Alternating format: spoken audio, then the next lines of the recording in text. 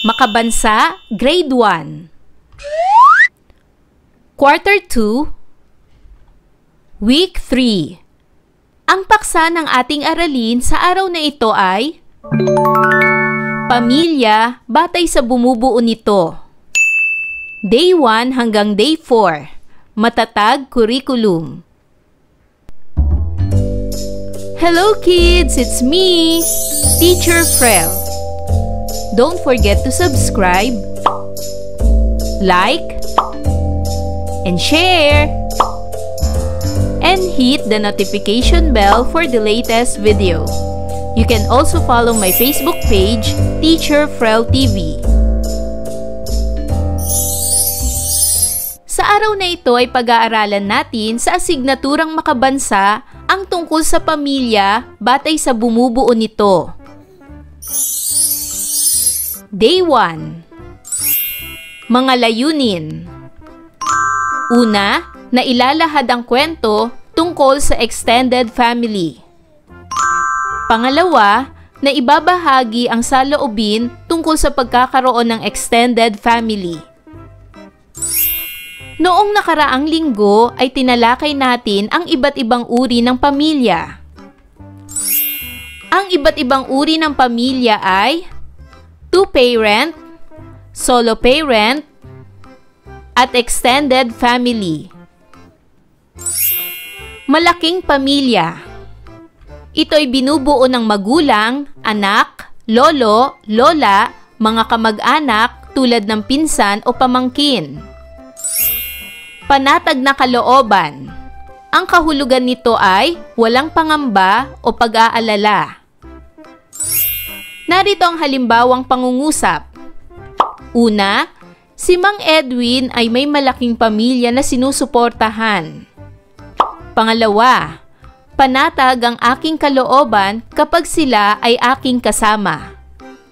Pangatlo, masaya ang tahanan kapag malaki ang pamilya. At pang-apat, araw-araw ay panatag ang kalooban ni Noel na maglakad sa bukid. Basahin natin ang isang maikling kwentong pinamagatang Mayroon Akong Malaking Pamilya. Masaya si Marvin araw-araw. Mayroon kasi siyang malaking pamilya. Kasama niya sila lolo, lola, tito, tita, mga pinsan, si ate, si kuya, at ang kanyang mga magulang. Maingay ang kanilang bahay araw-araw. Ingay na masaya at laging nagtatawanan. Sabay-sabay rin silang kumakain. Ito ang oras din nila na magkwentuhan. Minsang nagbakasyon sina lolo at lola sa probinsya. Sina tito at tita, pati na rin ang kanyang mga pinsan, ay nagbakasyon naman sa kanilang mga kamag-anak. Nasa camping naman sina ate at kuya. 3 araw sila doon. Nanibago si Marvin. Siya ay nalungkot. Wala kasing maiingay. Tahimik lang ang bahay. Nakakapanibago. Para siyang nakaramdam ng takot. Naiisip niya na masaya pala pag nandyan ang buong pamilya. Panatag ang kalooban. Walang takot na nararamdaman. Kahit maingay sa bahay, masaya naman ang pakiramdam. Gusto na ni Marvin na dumating na silang lahat. Naiinip na siya.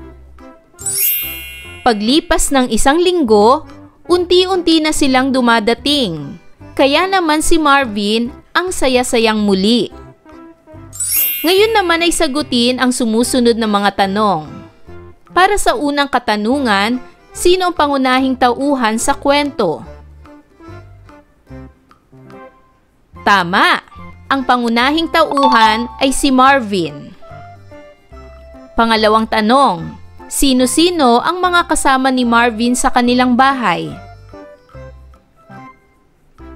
Tama! Ang mga kasama ni Marvin sa kanilang bahay ay sina lolo, lola, tiyo, tiya, mga pinsan niya, sina nanay, tatay, ate at kuya. Pangatlong tanong, bakit nalungkot si Marvin? Tama! Nagbakasyon kasi ang lahat ng kanyang kasama sa bahay kaya siya malungkot. Pang-apat na katanungan. Ano ang naramdaman ni Marvin nang unti-unting dumadating na ang kanyang mga kaanak? Tama!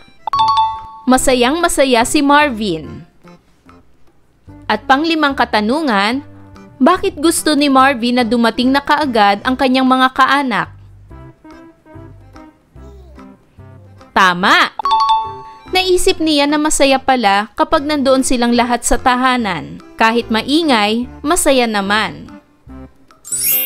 Ano-ano ang karaniwang ginagawa ninyo kasama ang bawat miyembro ng pamilya? Ano ang nararamdaman ninyo kapag ginagawa ninyo ito? Gusto ba ninyo ito gawin palagi? Bakit? Magbahagi kayo ng inyong saloobin hinggil sa kwentong ating binasa tungkol sa extended family. Muli, ang extended family o pinalawak na pamilya ay isang pamilya na may kasama bukod sa nanay at tatay, ang mga lolo, lola, tiyo, tiya at mga pinsan. Sila ay maaaring nakatira sa iisang bahay o malapit sa isa't isa. Day 2. Mga layunin. Nakapagbabahagi ng masasayang karanasan kasama ang pamilya sa pamamagitan ng pagkukwento. Ito ay halimbawa ng larawan ng pamilya na nasa parke. Ano ang nakikita ninyo sa larawan? Tama! Ito ay isang masayang pamilya. Sino-sino ang mga nasa larawan? Tama! Sina tatay at nanay, sina ate, kuya at bunso. Ano ang kanilang ginagawa? Tama! Sila ay nagpipiknik sa parke. Masasabi mo ba na sila ay isang masayang pamilya? Bakit? Opo! Sila ay isang masayang pamilya dahil sila ay magkakasama. Mayroon ka rin bang karanasan katulad nito? Ano ang masasayang ginagawa mo kasama ang iyong pamilya?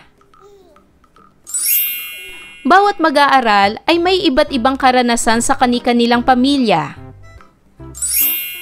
Mayroong pamilya na masayang nagdiriwang ng araw ng Kapaskuhan. Kapag may kaarawan sa pamilya, masaya itong ipinagdiriwang. Naglalaan rin ng oras ang isang pamilya na makapaglibang gaya ng paliligo sa dagat. May mga pamilya rin na nagbibigay ng oras na manalangin ng sama-sama upang makapagpasalamat sa ating Panginoon. Mayroon ring pamilya na namamasyal kapag walang pasok ang bawat isa. Mayroon ring pamilya na kumakain sa labas bilang bonding nila sa isa't isa. At mayroon ring pamilya na sama-samang sinasalubong ang bagong taon. May magkakatulad ba sa ginagawa ng pamilya ninyo sa mga nasa larawan? Ano-ano ito? Maaari niyong ibahagi sa klase. Gamit ang inyong kwaderno, gumuhit kayo ng mga masasayang karanasan kasama ang inyong pamilya. Day 3. Mga layunin. Una, nakahuhulma ng figura ng mga kasapi ng pamilya gamit ang luwad o clay. At pangalawa, na ibabahagi ang hinulmang figura ng mga kasapi ng pamilya sa klase. Paghuhulma. Ang kahulugan nito ay paglalapat o paglalagay sa wastong hugis, anyo o sukat o pagmomolde. Ang paghuhulma gamit ang luwad ay ang paggawa ng mga hugis o anyo gamit ang malambot na luwad. Hinuhubog ito ng kamay o gamit ang mga kagamitan. Pagkatapos ay pinatutuyo o pinapainit para maging matibay. Luwad. Ang kahulugan nito ay putik na ginagawang palayok at iba pang kauri nito.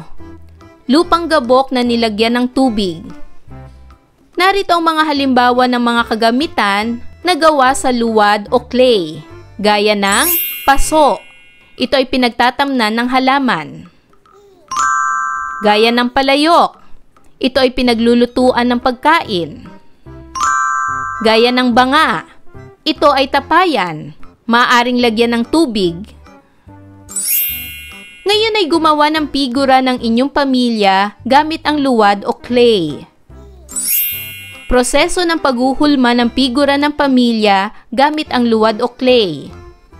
Mga kailangan: luwad o clay, tubig para palambutin ang luwad, plastik na kutsilyo o toothpick, at kulay o pintura.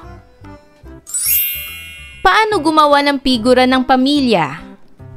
Una, gumawa ng ulo. Gamit ang luwad, gumawa ng maliit na bilog para sa ulo ng bawat miyembro ng pamilya. Pangalawa, gumawa ng katawan.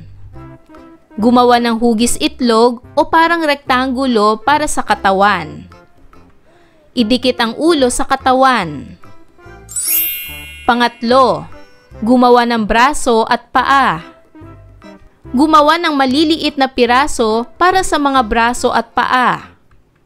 Idikit ito sa katawan. Pang-apat, gumawa ng buhok. Gumawa ng maliliit na linya o bilog para sa buhok at idikit sa ulo. Pang-lima, hayaang matuyo. Ilagay ang figura at hayaan itong matuyo hanggang tumigas. At pang-anim, pinturahan. Kapag tuyo na, pinturahan ito ng mga kulay para maging mas maganda. Ang bawat mag-aaral ay huhulma ng mga kasapi ng pamilya gamit ang luwad o clay. Day 4. Mga layunin. Naibabahagi ang karanasan at hinulmang figura ng mga kasapi ng pamilya sa klase. Ipakita ang hinulmang figura ng inyong pamilya gamit ang luwad. Magbahagi ng inyong karanasan sa paghuhulma ng figura ng inyong pamilya. Sino-sino ang mga miyembro ng pamilya na inyong hinulma? Anong uri ng pamilya batay sa bumubuo nito ang kinabibilangan mo? Ikaw ba ay nasa two-parent family, solo parent family, o extended family? Ano ang naramdaman ninyo habang ginagawa ninyo ang paghuhulma? Ngayon ay magsulat kayo ng isa o dalawang salitang naglalarawan sa mga bagay na pinagpapasalamat ninyo sa inyong pamilya. Ayan mga bata, naunawaan nyo ba ang ating aralin sa araw na ito? Kung ganon, magaling! Mga bata, sana'y marami kayong natutunan sa ating aralin. Hanggang sa susunod na video lesson, paalam! Thanks for watching!